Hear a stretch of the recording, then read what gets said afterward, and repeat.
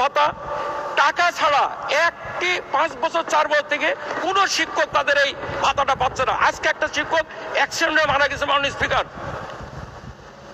তার আমার শ্যালক করোনার মধ্যে হাই স্কুলের টিচার ছিলেন, মারা গেছেন।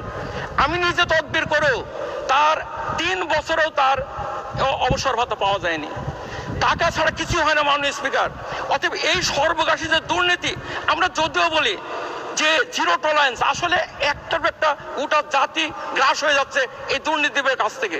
তাই মাননীয় স্পিকার, আমার এই প্রস্তাবের একটি কারণ যে শিক্ষিত বেকার যুবকদের, আমি শিক্ষা মন্ত্রণালয় নয়, কর্মসংস্থান মন্ত্রণালয়ের মাননীয় প্রধান করবো, আপনি 8 লক্ষ কোটি টাকা বাজেট করছেন, আপনি মাত্র 20,000 টাকা দিয়ে দেন, যাতে আগামী অর্থ বছরের মধ্যে আমরা মিনিমাম 5 থেকে 10 লক্ষ শিক্ষিত বেকার যুবকদের বিশ্ববিদ্যালয়তে যারা অনার্স মাস্টার পাস করেছেন তাদের কর্মসংস্থানের ব্যবস্থা হয়।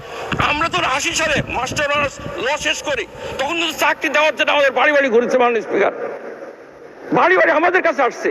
আর আজকে ঢাকা বিশ্ববিদ্যালয়ের একটা ছেলে আমাদের আব্দুলপুরে গেছেন টিউবেনের চাকরি নিয়ে, উনি কোর্টটায় পড়ে গেছেন, টিউবেনের চাকরিটা কি জানেন না।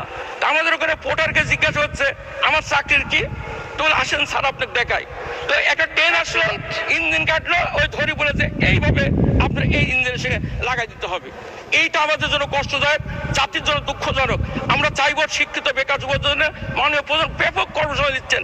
এটা করলে আপনাকে জাতি এবং শিক্ষিত বেকার যুবকরা আজকে যে অসহায়ের মতন মোবাইল টেলিফোন নিয়ে এবং অন্য কাজ নিয়ে যারা ঘর ঘুরেছে, নিশায় আসতে হচ্ছে, আত্মহত্যা করছে শিক্ষিত বেকার যুবকরা, এটা তারা